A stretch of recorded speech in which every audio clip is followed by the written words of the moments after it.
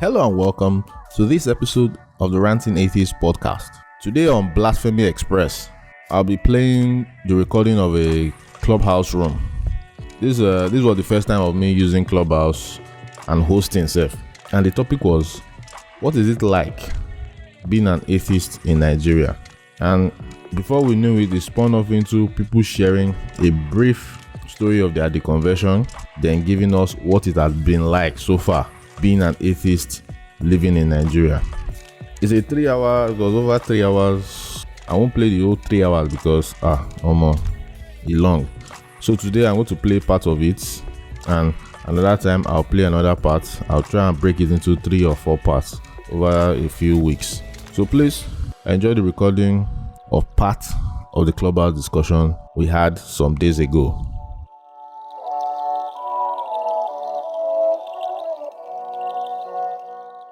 How do I put it now? So nobody sues us. We are recording this particular room for a podcast. And the podcast is the Ranting Atheist podcast. So today we are going to talk about, this is my first time hosting this, See how they do. We are going to be talking about what is it like being an atheist in Nigeria. And how does religion affect the situation of Nigeria, that kind of thing. So, today my co-hosts are Onome and Jaydon. Jaydon is still working on technical issues, so God will help him, that kind of thing. So, everybody in the room, after this discussion, will come up, everybody will share their different experiences on what it's like being an atheist, whether you're a closet atheist or you're open. Me, I'm partially open. I'm hiding from my parents. Me, they no chook me knife.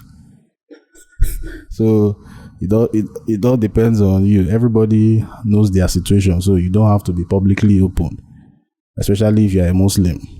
Every Muslim out there, is not safe for them to just come out. So okay, can you guys hear me now? We can hear you. Yes, we can hear. Yeah, I think my VPN was interfering with the. So I had to turn it off. Okay. I don't know how that worked, but I mean, I think mine is off. it worked out. Like I said, This VPN affects things. Even sometimes when I'm trying to make calls, it screws it up. So Jaydon, you are good? Yeah, it's fine. Okay. Yeah, I am. All right. So maybe I should let me start again so that anybody I see Ekara in the. Ekara. Okay. Yeah. So please, if you are just coming in, the cool guy. I interact with him a lot on Twitter. Yeah, this is Femi is my very good friend too. All right. Femi, you're welcome. You're welcome, Femi. You're welcome, Ekara. I don't know Kuam. I don't know Kuam, but I know all unbelievers are welcome. All questioning believers are also welcome. If you are still a believer, we are going to shit on your God. Please do not forgive us. This is Blasphemy Express. So I feel like it when theists come up and they just engage us. It's kind of fun. With these want to come up, let us see. Let's see. Yeah. God will help them. So they have nothing to be worried about. I think they have nothing to worry about. They have God and the Holy Spirit on their side. Well. According to them. Well.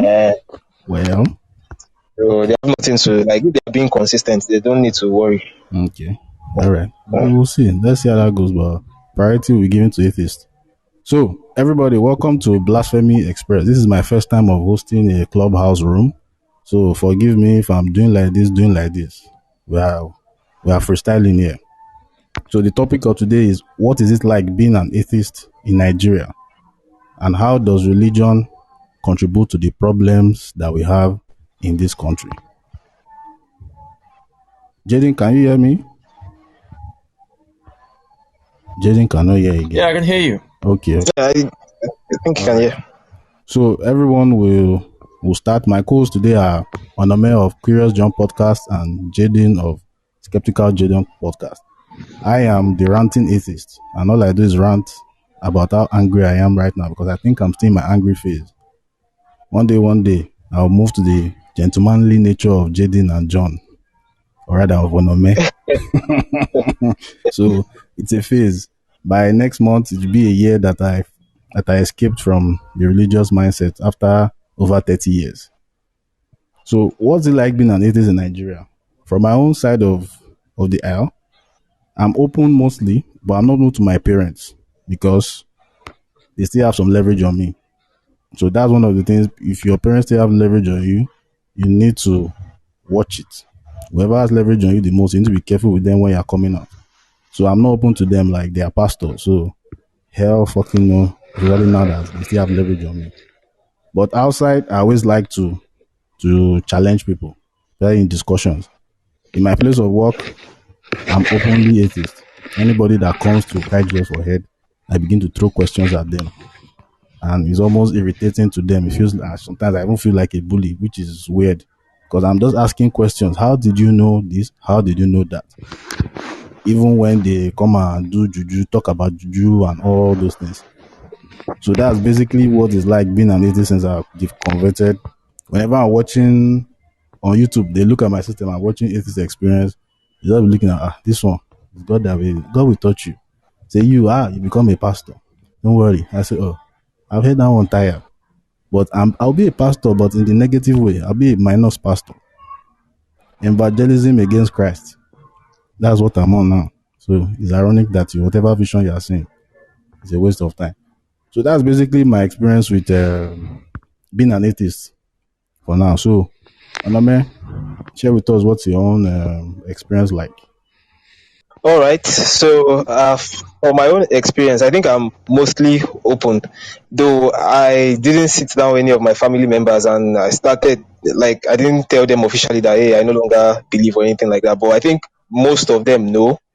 There was a time I used to, like, when I want to, maybe if I want to upload anything that is anti-religious on my social media, I make sure my family members don't see it. But at some point in time, I was just like, fuck it anyways, and I just got normal about it. So some of my family members have asked me like, hey, what's up with your WhatsApp status and things like that, and I do let them know that, hey, uh, I don't think, at least I openly tell them that I don't think Christianity is true. That one is something that I am very comfortable saying, and they like to ask me, okay, why do you think so, and why have you come to that conclusion? And I try to give them my reasons, and of course some of my family members will be like, oh, but you believe that there is a God, right? And I'll be like, no, I'm not very confident about that. I don't think there's any way we could, it's not something that is verifiable from our perspective. But if you are talking about a God that is all good, all powerful, all that, then we run into a lot of trouble. And I can now say, I don't think such God exists. Yeah, so what has been the experience so far? Well, I'm just going to say it's not so negative, at least from the Christian point of view. But when it comes to Muslims, I can say I have had a much more negative experience. I notice that a lot of Muslims they don't they don't feel comfortable talking about their religious beliefs, or they don't feel comfortable when you have someone that is like poking holes in their religious beliefs, and they easily get defensive and start to talk to you like you are the enemy and all that. But from the perspective of Christians, the only thing that I don't like is that a lot of them find it very difficult to understand what you are saying, and it's just because of a lot of presuppositions that they have.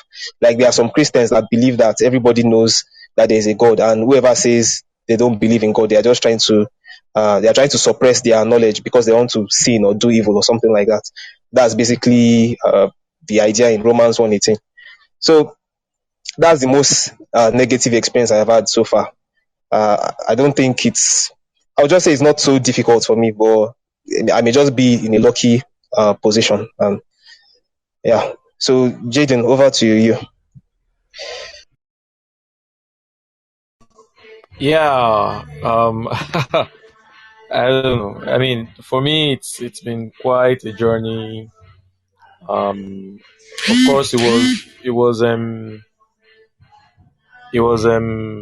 would I say 2018? Yeah, 2018 July was the first time when I started to have concrete questions. Like I actually picked down questions on a certain day. That was on July 4th, 2018. I still have that in my memo. 9 questions, like I call them. Although on my blog, I scrunched them down into I think about 7 questions. And uh, you know, at the time, I started to engage a lot of my friends on WhatsApp or wherever, and just try to get them to, like, hey, what do you guys think about this? What do you guys think about this question? So I started throwing questions at them.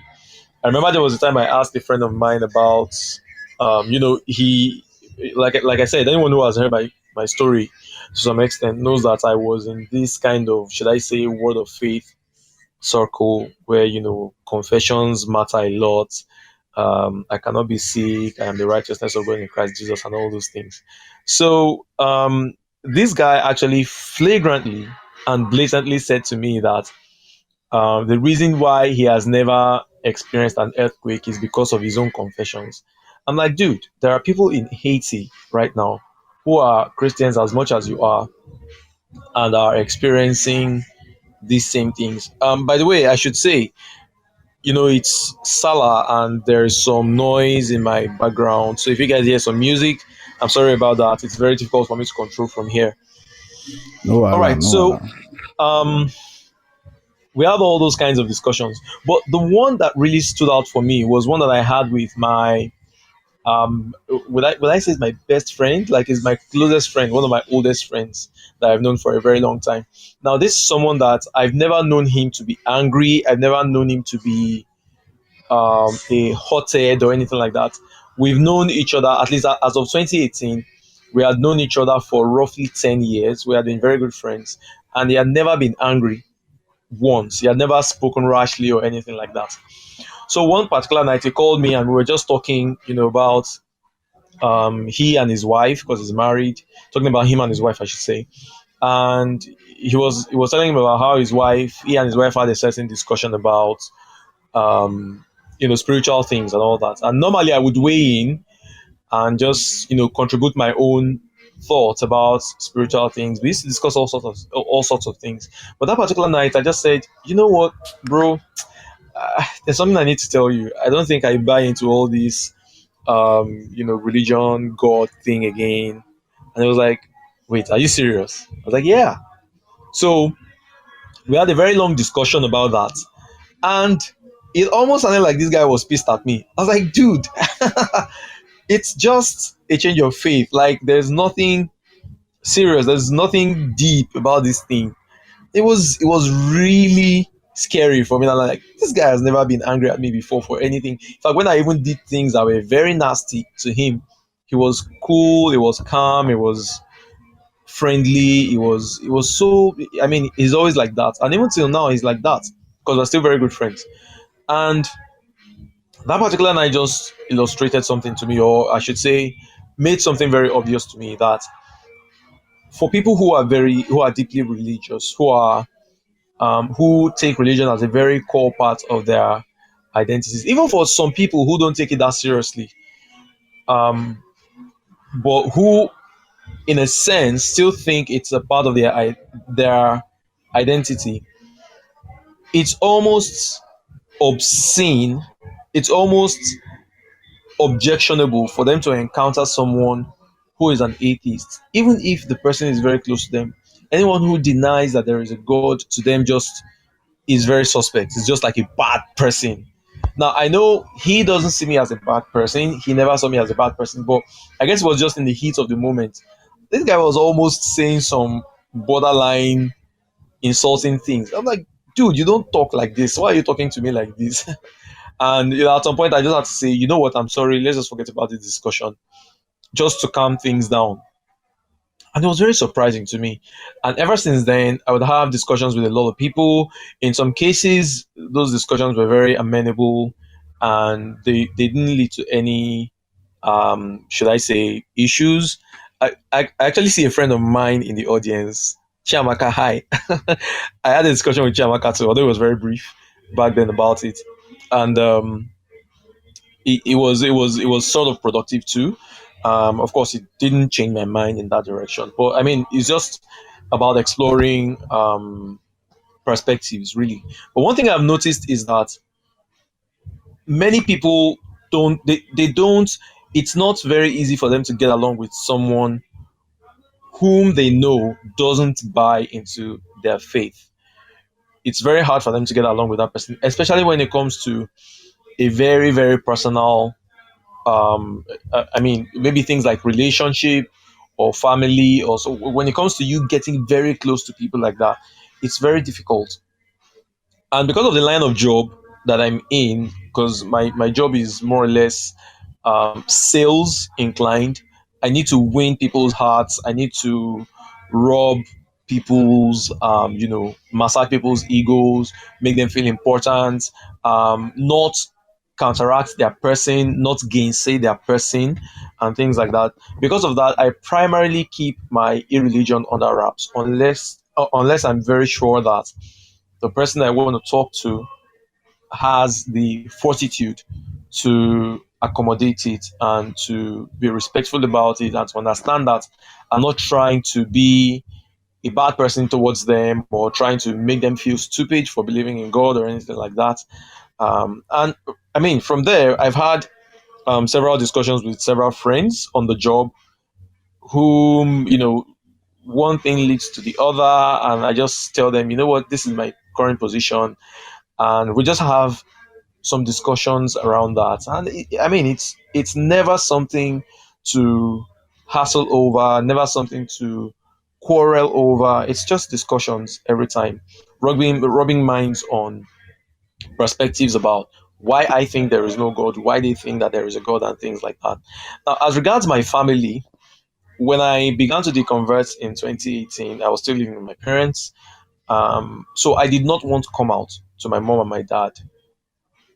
Then I was still going to church. In fact, it was just this April that I officially quit church. Just this April. So I said I was going to keep it under wraps. However, somehow, word got out to my mom. I think some amiable person from Twitter went to go and tell my mom that, hey, your son is writing such and such and such, stuff on social media. So my mom came to my room and she asked me about it. Like, Jide, I heard so and so and so. Is it true? At first, I wanted to deny it, but I said, well, what's the point? She's still going to know anyway. This was in December 2019, if I remember correctly.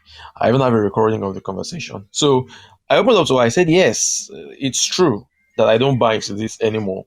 We had a very long discussion over it, almost 2 hours. At the end of the day, she was just weeping and crying like everyone is going to think she's a bad woman. She didn't raise her children well. Like, why do you care so much about what people say? Stuff like that. So I think that day was a Sunday or a Saturday. I can't remember which.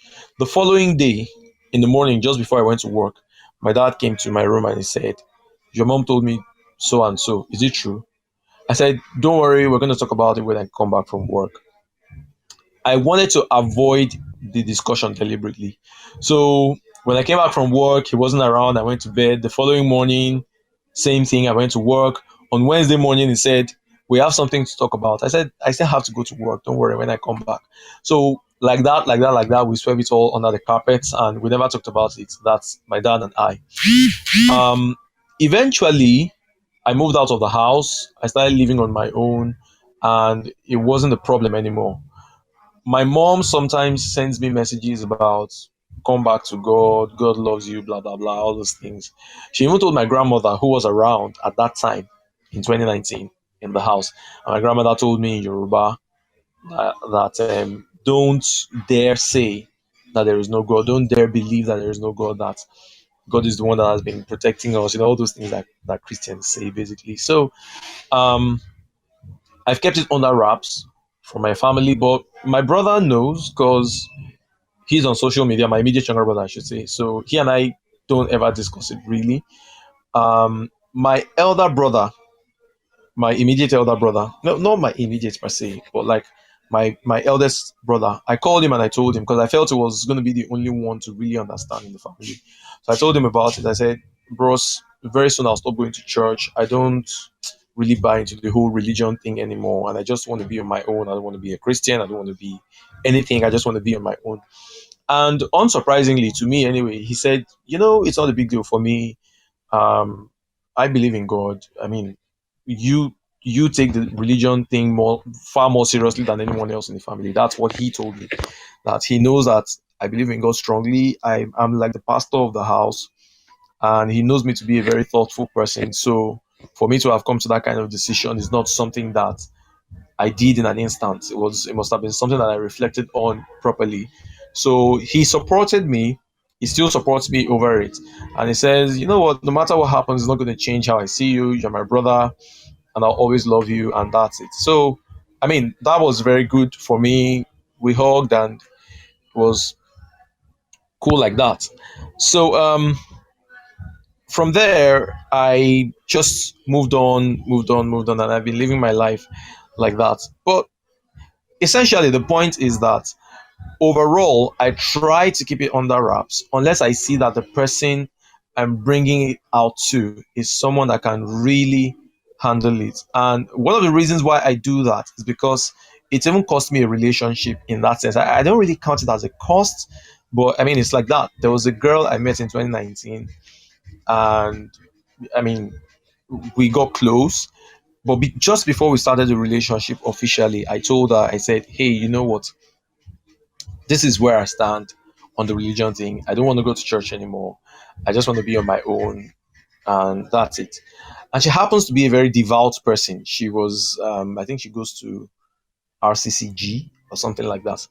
So, she really liked me. So she said, let's give it a try. And we did. But I guess that was one of the major things, although it wasn't the only thing she complained about. But she said one of the major things, one of the major reasons why she wasn't feeling comfortable in the relationship was that I wasn't a spiritual person. She wanted someone who could be a spiritual figure for her. And I wasn't that kind of person. So she just said, you know what, it's better we call it quits. I didn't even know how to beg and say, okay, please, let's give it one more try. Because I was like, where is it going to lead? It's not going to lead anywhere. I might as well just let it go and forget about it, and maybe just look out for greener pastures and stuff like that. So that happened. And ever since then, one of the things I look out for is that for wanting to date a lady, anyone like that, is either someone who's not religious at all, or someone who's religious but doesn't carry it on her head like that. Someone who doesn't, I mean, she's not this spiritual cool kind of person. It's not because I can't cope with that kind of person. It's because that kind of person will most likely be unable to cope with me. I mean, it's not like I'm going to insult them, but there are days where I would say things that they won't like, things that would trigger them. Just like when I used to be a Christian and I would hear atheists say some things, it would trigger me too. So it's going to be difficult. And I mean, if you've been a Christian for a while, you know the teaching about not being unequally yoked with an unbeliever, and marriage is like a very key thing. I think it's First Corinthians 7, the ending verses of that chapter, where Paul says that if you're going to marry anyone, it has to be in the Lord. This is something that Christians believe, that don't marry anybody outside the faith. Let the person be a Christian. Of course, you might marry the person and then the person now deconverts to anything. In that case, you can still live with them if they want to live with you. But it's not proper for you as a Christian to go marry someone who's not a Christian. Sorry, That's I, I, I want to ask you something, Dave. Like you just mentioned something, and I'm just curious. yeah. Yeah, that passage where Paul talks, where Paul says, if you are married to someone and the person leaves the faith, or let's say you're married to someone before and you convert, but the person doesn't become a Christian, you can stay with the person. And he goes ahead and says the person and your children will be, I think, how does he say it? He said they will be saved through you or something. Does it mean those people will be Yeah, saved exactly. as non-Christians? Well, I don't know. That's Actually, interesting. it doesn't use the word saved. It doesn't use the word saved. It uses the word sanctified, if I remember correctly. That should be First Corinthians Yeah, 7. sanctified. Let me see if I can navigate there quickly in my NIV Bible here. First Corinthians 7 should be around verse 12 or so. Yeah, verse 12. It says, "To the rest I say this," in brackets, "I, not the Lord. If any brother has a wife who is not a believer and she is willing to live with him, he must not divorce her. And if a woman has a husband who is not a believer and he is willing to live with her, she must not divorce him. For the unbelieving husband has been sanctified through his wife, and the unbelieving wife has been sanctified through her believing husband. Otherwise, your children would be unclean, but as it is, they are holy." So, I mean, I've discussed this with some Christians before, and the idea they paint from here is that Paul is not talking about salvation, because salvation is something individualistic, something that has to do with your faith, you putting your faith in Christ. Acts 16, verse 30, verse 31, "Believe in the Lord Jesus and you'll be saved, you and your household," something like that. So, well, I mean, you and your household, that sounds suspicious too. But Yes, I do. there are actually people who use this to imply that if you are a Christian parent and you have a child, your child is purified. Like, there's like some grace that passes on from you to your child in such a way that your child is holy up until the point that they can get to believe by themselves. Such that if you lose your child, maybe what, I don't want to say abortion. What's this? Oh, as a miscarriage, Miscarriage. Okay. or maybe your child dies as a stillborn, child, or maybe the child dies at a very young age. The child still gets to go to heaven because you, being a Christian, have sanctified your child. So some people actually do believe that, but I don't know whether that's. I mean, there are different. I mean, it's Wow. Christianity we're talking about, so there will always be different opinions about what the verse says and what it implies, and not just what the verse says and implies, but what other verses that seem to back this one up or seem to counter this one have to say about the whole subject of salvation, as regards, biological inheritance in that sense. So technically, it might not be that. Technically, it might be it. It depends on which theologian you ask. Ultimately, Okay, interesting. yeah. So essentially, that's it. That's how my story has been.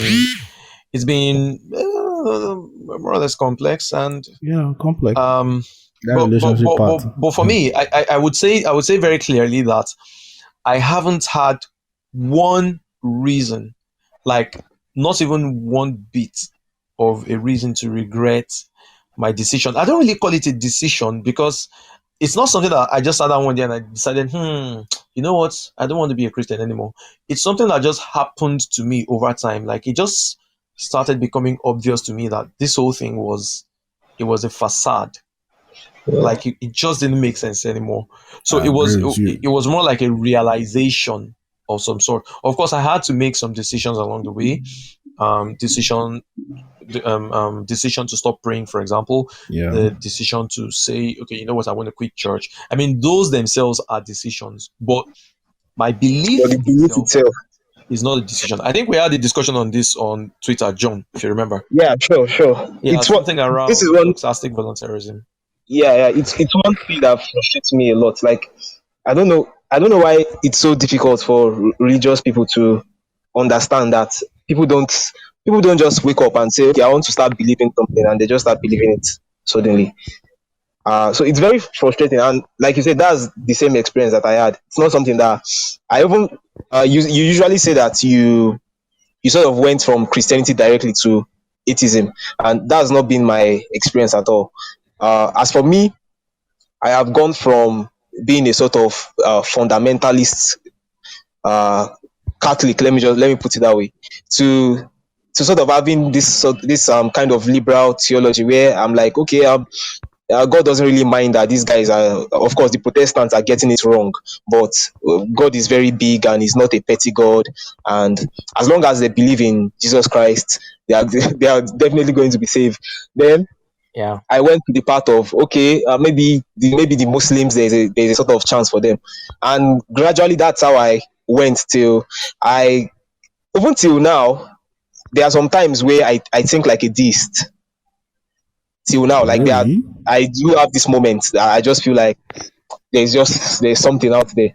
But like what I'm just trying to say is that it's been a gradual process, and after a period of time, I just noticed that the whole personal God idea that you are praying to a personal God and this God watches over you and he makes sure all your part is going well and all that. Like, I just noticed that this thing doesn't make any sense to me anymore.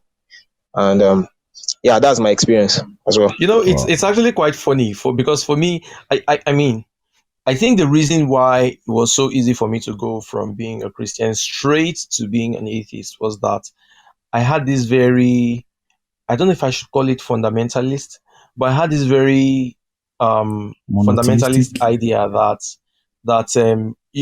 this very strict monotheism that it's either the Christian God exists or there is no God at all. Like I didn't have this. Myself, I did that both. Deism might be true. For me, deism wasn't an option at all.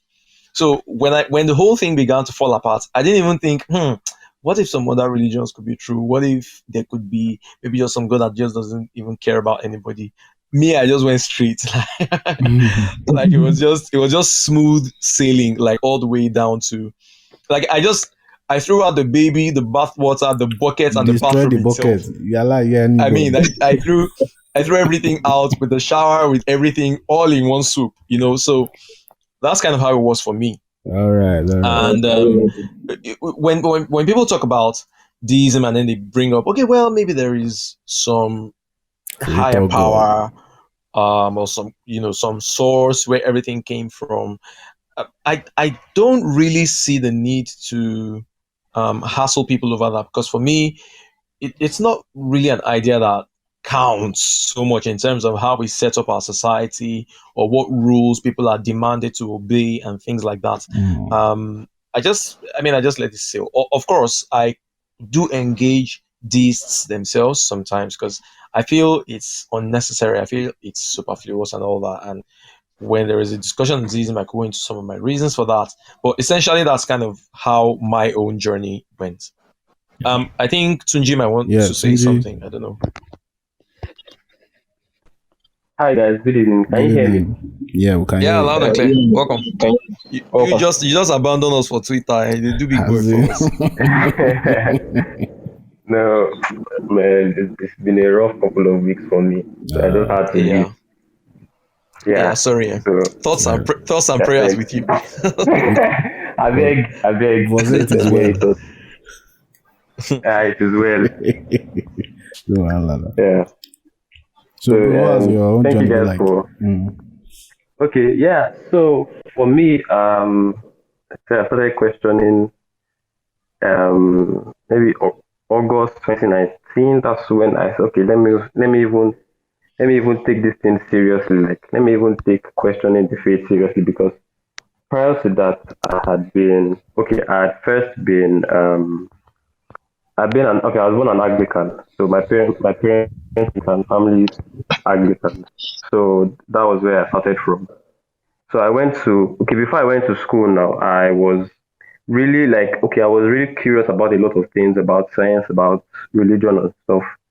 So it led me down, thinking about how God works and stuff. Then I started questioning this is before I entered university. So I stumbled on some Jehovah's Witness stuff, started listening to them, started arguing with them and stuff. But I entered university and I sort of got subsumed by the whole university, because I went to OAU, and it's a very religious school. I think Jaydon knows. So, can you guys still hear me? Yes. Yeah. Okay. So I started entering the Word of Faith camp now. So that was the time I took religion very seriously. For at least what fellowship did you go to? If I may ask. I went to Rema Word. I didn't go to fellowship. Pastor Peter. Yeah. So let's say I was fed by the charisma and all the, you know. So yeah, and personally, I actually took the religion seriously, and leaving the religion was very difficult for me because, and like Jaydon rightly said, it wasn't something that just happened in a day. Like I just okay, I made the decision to actually take questioning the religion seriously, and the end result of it was where I am now, where I am firmly agnostic about religion and all the whole hulabaloo, like about the whole concept of God. I'm firmly agnostic about it. But if the question is about the Christian God, then I'm firmly atheistic about that. I'm fairly certain that everything, not most of the things that in the book are not meant to be taken seriously. That's the Bible. Like they're not meant to be taken as facts. They're not meant to be taken as literal. So yeah, that was how I Seems started. like we are twins in that aspect. What do you say? I said it seems like we are twins in that aspect, like agnostic Yeah, against general God and firmly atheistic about let me just say Abrahamic gods. yeah. Because when I think about the whole concept of God, I think if there was a God in the first place, I don't think anything about our biology or our history as humans on Earth will lead us to be capable of answering the question. That's how I just think about it, because it's if you can compute the vast, like the craziness of this universe that we are in, billions of galaxies, and how complex even a single cell in our body is. And you now, but if the answer to all this is just some magical being in the sky that just spoke up some words, it just feels like, I don't know, it just feels like the human brain is not sufficient enough to answer the question. For me, that's just my personal opinion. I know some people have different opinions about that, but my personal opinion is that if a God did exist, we don't have the tools to be able to even understand it. So there's actually no point. And to the point of organizing society, it's actually to our detriment if we try to organize our society based on the whims of something that we don't properly understand, where there are things that we understand, like having morality based on, okay, you don't want to hurt your fellow human being. How do you balance not hurting your fellow human being and maximizing pleasure for other people? So that's how I personally see the concept of God. And being an atheist or being agnostic in my own context has been war for me, because personally, like I said, I took the religion seriously. So leaving the religion, like, okay, I had to grapple with thoughts about meaning and what is the point of all this? What is the point? Like, what is the point? And to me, the only answer I could come up with was that there is no point. So any meaning that you can form is the meaning in itself can have meaning to us as humans, but in like there is no intrinsic meaning to anything. So that's just how I see living Christianity, because it's something similar to the way I see Christianity now is there's it gives you a sense of purpose. It gives you, I'm not saying you cannot have purpose without Christianity, but what I'm saying is Christianity gives you rules, it gives you purpose, it gives you answers, whether they are stupid answers, whether they are meaningless answers, it gives you answers. Whereas I don't think they are better answers. Let me not say I don't think they are better answers, but I don't think they are answers that are satisfying elsewhere. I'm not saying Christianity's answers are satisfying, but if you are a Christian, then the answers are definitely satisfying to you. And living Christianity without no solid basis for answering some of these questions. Like you can say science is a solid basis for answering some of these questions, but hey, science is not science is just a descriptive method which we use to analyze our reality. It doesn't give us anything about how we should live. So for me, I think being an atheist, like at the beginning of the journey, like let's say early 2020, middle of 2020. Those are the things I was grappling with. Like, and I think I don't have a answer, but I think nihilism is the answer that I've seen that is sufficient to even attempt to answer the question. Then family relations. I heard a lot of people talk about family. So everybody in my family knows that I don't believe in the Christian God, and they've been we've had discussions about it, but the discussions are not useful. They're not productive for me because I was always the one that was always really serious about Christianity, and I'm the one. I think it's not to boast, but I'm the one that has the most knowledge about religion because I'm the one that has given my time and energy to actually study most of this religious text and stuff. So for most of the argument, and I'm not a philosopher by any means, but most of the arguments you are bringing to me are not new arguments. At least I have definitely heard of it, if I have not even perused it like in depth. So on the parents' part, it has been what, because my mom died late last year, and I was really angry with the church and the way they handled the whole thing, because it was just, to me, it was just like this means of extortion, and this is just another means of the church using its power to. Anyway, sha, that was just by the way, but that's one of the things that I've had to experience, because anytime I go to church and anytime I think about, I'm just angry because they don't offer meaningful, like now, like I said, to a Christian it's meaningful, but to me it doesn't make any sense. The ritual, most of the theology doesn't make any sense, so you angry most of the time. Then what else can I talk about? Being an atheist. Okay, at my job I don't really talk about religion, so there's no real need for me to bring it up. I was at a place before I left before okay, I left a job where they were very religious. So we had to pray, we had to do morning devotion. Sometimes you had to preach to the, like, it was a very serious thing. So, and that was around the time where I started questioning, but I just managed to kind of camouflage and do all the preaching, do all the singing, because it doesn't take anything out of me to pretend in that sense, because it's a job. I want to get paid, and I don't want to get ostracized by the people that I'm working for. Yeah.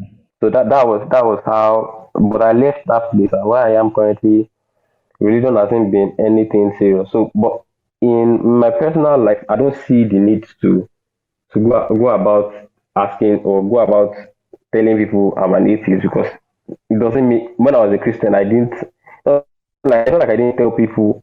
I don't like I didn't, because I used to preach at a point, but I think it doesn't add any flavor to my life now to be saying I'm an atheist. Blah, blah. If you ask me, I'll definitely give you the answer. Yeah, you want.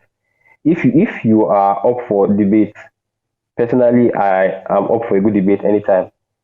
So those are the things that I have. So those are the things that have been in my life since I became an atheist. And the most important thing for me now as an atheist is it has definitely made me more aware of the situation of the world. It has definitely made me more, I think, open to new ideas. It has definitely made me, like, most of the issues, like LGBTQ issues, social justice issues, communism, socialism. Those are the things I've been thinking about now.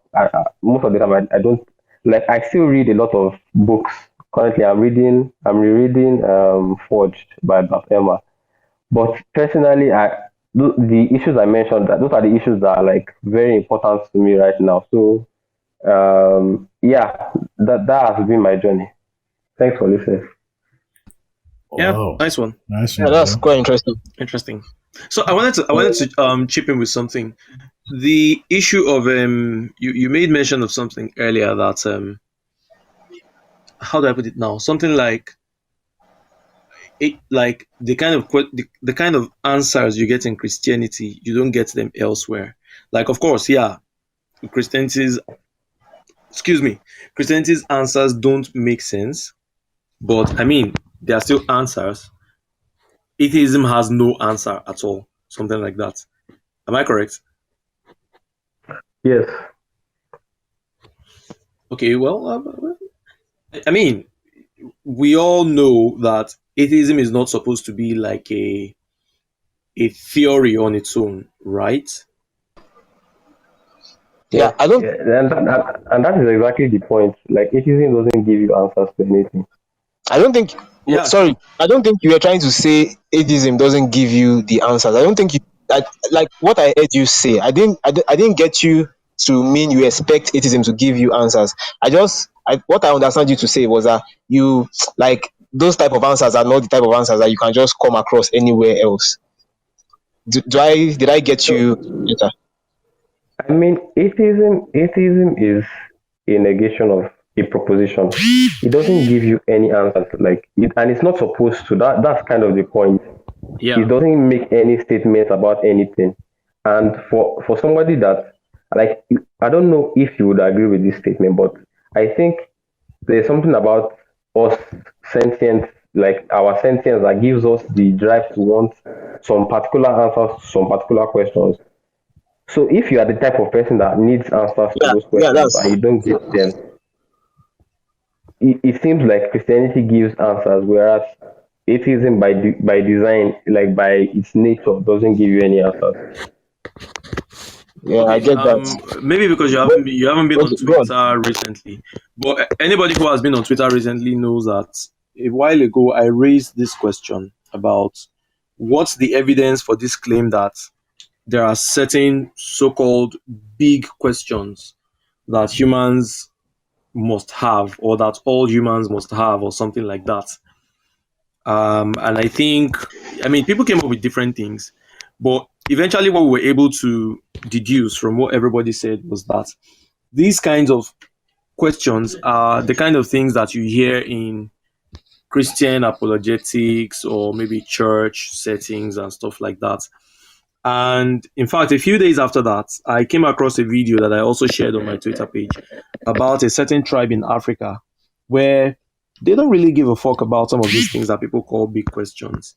They just, I mean, when you ask them, what's the most important thing to you? What do you value the most in life? They say stuff like, well, we just want to catch meat. we just want to we just want to catch the next monkey on the tree over there. That's what makes us happy. Let's just eat meat and we are fine. And they were asked, okay, what happens when you die? Like, when you die, we throw you in a cave and we move on with our lives. And that was basically what they said. I mean, they said stuff like this. They said, okay, is the moon, like, what do you think about the moon? No, the moon is just there. It's just something that comes out every night. And, I mean, I'm being overly simplistic here, but I could maybe share the video No, I actually did what again I on watched my the this thing. video. I watched Oh, the okay, video. great. So Yeah, I did. the point I'm making here is that this idea that if you like you there are some questions that every human soul must long for, to me it's not true. It's not, at least it's not necessarily true. Maybe in some certain cultures where there's a lot of privilege, people get to go to school, they get to have, I mean, everybody does everything for you. You have a butcher who catches the animal for you and kills it for you. You have the farmer who does the farming for you. You have the driver who does the driving for you. You just pay them with money or whatever it is. In such a setting, you have free time to do a lot of philosophizing and all those things like that. And that's where such kind of questions keep cropping up. And not only are you doing that kind of philosophizing in your free time, but you're also doing it in your free time in a culture that already has a religious undertone, where it is often said that every human has a God shaped hole. And whenever there's that gap and you're thinking about these things, everybody begins to think, oh, this is the God shaped hole appealing to me. I began to see through this whole. I mean, should I call it a? It's the way it seems to me. It seems like we've built a problem that isn't really there, so that we can provide a solution that people don't really need. That's the way it looks to me. Now, this might be something that a lot of people would disagree with, but it's kind of the way it looks to me, because I look at it and I'm like, okay, these tribes, these hunter-gatherer tribes in Africa, in the Amazon, and in places like that, where people don't even, I mean, a tribe like the Peraha tribe, for example, they don't even think that there's anything like a distant future for them to look up to, or a distant past for them to learn from. I mean, they have mythology, they have all those things, but they don't have any specially structured creation myth or anything like that. And it just seems to me like in the Western culture, and in cultures that have adopted a specifically Western idea, and this, I mean, I stand corrected on this anyway, because African culture, Yoruba mythology, is independent of Western mythology, or I should say Middle Eastern mythology. But it still has a creation myth, it still has an origin myth, and all those things like that. It still has a cosmological demiurge and things like that. But the point I'm trying to make here is that in certain cultures, there are certain kinds of problems that crop up. Whereas in certain cultures, those kinds of problems don't crop up. That itself already shows that this is not a human problem. It's not an inherently human problem. It's something that's most likely culture specific. So the idea that, okay, well, everybody's going to have a God-shaped hole that needs to be filled, for me, it's not necessarily true. It just happens in some cultures that have some certain characteristics to them. So that's just my opinion on that anyway. Okay, let me just quickly. Personally, I don't think it's sorry, can I go quickly? Then you can go. Okay. So I don't think yeah, Chukuma, just you. So the thing is this. Hold on, sorry guys. I just wanted to elaborate on this thing, but I'm going to let Adetunji speak. Then Ekara is going to speak. Israel is going to speak. Then Chukuma is going to speak. So Chukuma, you have to wait your turn, because Ekara and Israel got here before you. So just bear with us. So Tunji, just give a quick response to what I said.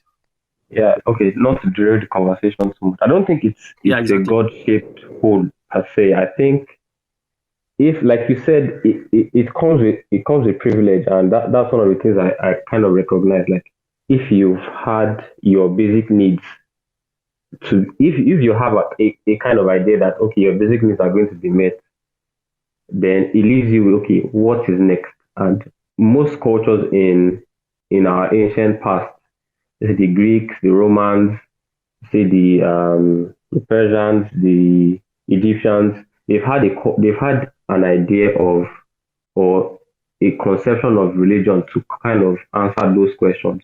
And the questions are not particularly, is there a God or is there not a God, or what happens after we die, but like, what is the point of existence?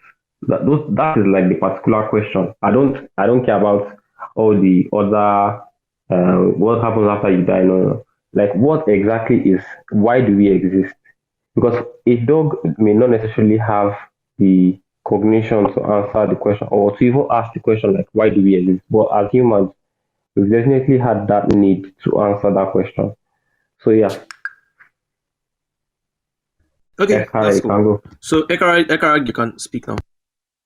Hello everyone. Can you hear me? Yeah. Yeah, loud and clear. Welcome. All right, thank you very much. So let me do a little background. I think we're talking about my experience as an atheist, right? Yes. Living in Nigeria. Yeah. So a little background. My early childhood, my family wasn't so religious, so I didn't get that heavy indoctrination that many Nigerian kids get, while growing up. I could count a couple of I could count a couple of times when my family would go to church, maybe Christmas period or Easter, those big events, but it wasn't very regular. But then as time went on, going to primary school and secondary school, being exposed more to society, my secondary school was, of course, a mission school. My university, of course, I went to Covenant University, so you can understand the kind of environment I grew up in.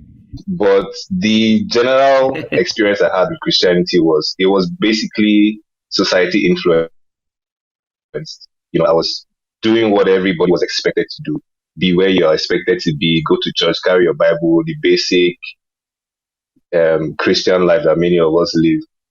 But then it got deeper when some members of my family got exposed to this church in where I used to live at that time in Calabar. It was like I don't even know what kind of denomination it is, but we were exposed to this church group, and we're hearing prophecies here and there about how God did or didn't like one or two things that we're doing. You know how prophecies come. Somebody sees you sitting in church and then they claim they can see or hear things from God about you and all that. So it was when my family got involved with that church that things started falling apart. We were kind of trapped in this whole, you're not pleasing God well enough. God isn't happy with your family. You're not contributing enough to the church, this kind of thing. I don't know how to explain it in easy words, but that's the experience I had for a good number of years until it was finally time to leave the religion. And my journey towards atheism started towards my final years in university when I was at a really low point. I had lost a couple of family members within a short period, and it coincided with a personal journey I was going through towards self-discovery. I was dealing with a lot of depression and a lot of emotional problems, and I really wanted to know, at that point in time, I wanted to know God because things weren't just working out fine for me. My academics was struggling, financially the family was struggling, I was dealing with the loss of family members, so things weren't making sense to me. I mean, I had tried to be faithful to God for as long as I knew. While in school, I would attend all chapel services, carry my Bible. I was the kind of person that would, live up to expectations as far. Do what you need to do to get around things. I just never had that opportunity to question things for myself until this moment. So that was about 2017. I started watching a lot of atheist experience. I started being more in tune with science because I had always been a curious person. I'd always been interested in science and technology. And the worldview I had of reality was quite different from what Christianity was telling me. So there was a lot of cognitive dissonance in all of that. But it was that period when I was at my lowest point. I gained the courage to ask questions. In fact, I remember I was journaling at the time. I had written in my journal, I told God, I prayed, I said, God, I want to find you for who you are, not for what anybody has to say, not for what the Bible has to say or what any pastor had to say about it. I mean, I felt that if God really existed, he would hear me and answer my prayers. That was how I started. And little did I know I was on the journey out of the church. And my experience with atheism, I had been through multiple phases. I had gone through deism, although my deism phase didn't last too long. I wanted to believe heavily that there had to be a creator. There had to be somebody who loved me, in quotes, and wanted me to see them for who or what they were. And I just didn't want to believe that there was nothing out there. So I found myself trying to rationalize the Old Testament, the creation story, and the story of the Tower of Babel, and all those myths that were told in the Old Testament. And it just didn't make sense. My scientific mind at the time, in quotes, was not, it couldn't merge. There was no way I could see the stories in the Bible and rationalize it to be true. And then a friend of mine had introduced me to a documentary, The Zeitgeist. I know Zeitgeist can be crazy for some people, but it was just an eye-opener for me to realize that there could be so many things that I believe to be true about the world and reality that could possibly be false. And religion was one of them. And it gave me the courage to ask more questions. I started listening more to debates between atheists and religious people. All the regular big boy atheists in the industry, Christopher Hitchens, Charles Dawkins, and all those big names. So I listened to them speak more. I listened to religious people speak more, and then I was beginning to see the foolishness in some things that we held to be true in religion. And that's how I found myself out of it. Regarding family, the closest members to my family know I'm not a religious person because we all suffered the same issues with church. We all went through the same difficulties and challenges, and we managed to find ourselves out. I'm open about not being religious. I'm open about not believing in God to my family members, although some of the others still have one kind of belief in maybe a supernatural entity. But me, I'm very open to it, to the people around me that I care about. To my friends, the few friends I have, because I'm quite an introverted person, the ones that are close to me know that I'm not a religious person, and every now and then I engage them in conversations, although I lose those conversations because I'm usually the only one who's there that's an atheist that's making some points. So a lot of the time I get overwhelmed with, you know how when you're having a conversation with religious people and then you get bombarded with one question after the other, you can't even reply one answer, and then they throw another one to you and they see that as a win. Oh, this one you don't even know, so why are you fighting against God and all that? So my experience hasn't been so bad. I mean, I stopped going to church many years ago and I've been fine with it. I mean, if I look back at myself 5 years ago and tell myself that, hey, you're not going to go to church again, I wouldn't believe it, because I used to go to church a lot back in school. But then it's not been so terrible. I mean, I don't really miss the community I got from being a Christian, because it always felt weird. I know I tried to, but there was always this cringe factor in me when I was in church. And you know, when people praise and worship and lose their senses, and I'm like, it can't be that serious now. It didn't work out fine for me in that way. I just didn't see things from that perspective. So for me, I started learning more about science, history, philosophy. Those were the topics that really opened up my mind and really gave me the confidence to be bold about being an atheist. And yeah, my experience hasn't been terrible, but I mean, I know there are a lot of people here who have had it worse. But being an atheist in Nigeria can really be stressful. I think there was somebody who explained it to being like walking against the stream, you know, against the currents. Yeah. Everybody is moving in one direction, and then you find yourself having to struggle against the flow of everybody else around you. And it can be very frustrating, especially when it comes to interacting with people.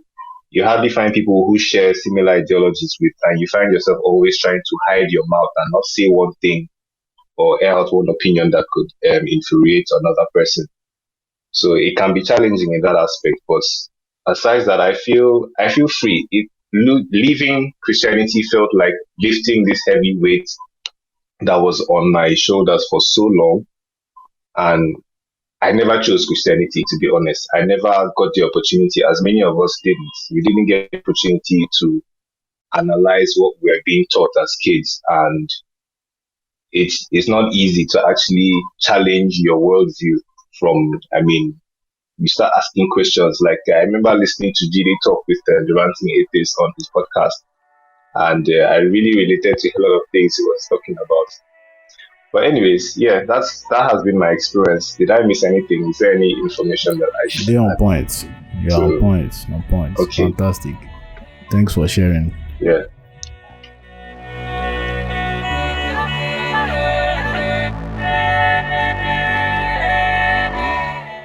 I hope you enjoyed this episode. Please consider subscribing Apple, Spotify, Google, and please check the link description below for the link to the Free Thinkers Hangouts on Clubhouse. This is a gathering of fellow unbelievers, basically. And from time to time, rooms will be created to have discussions so as to build the community and to help fight this loneliness that a lot of us atheists feel, because religious people fool everywhere and you can just feel so isolated and you won't know no one to share your thoughts. It can be lonely at times. So this club will help mitigate that to an extent. So check it out below. If you're not in Clubhouse, finally join Clubhouse. At least Clubhouse is now on Android too, so hallelujah. Anyway, have a great week and catch you on the next one.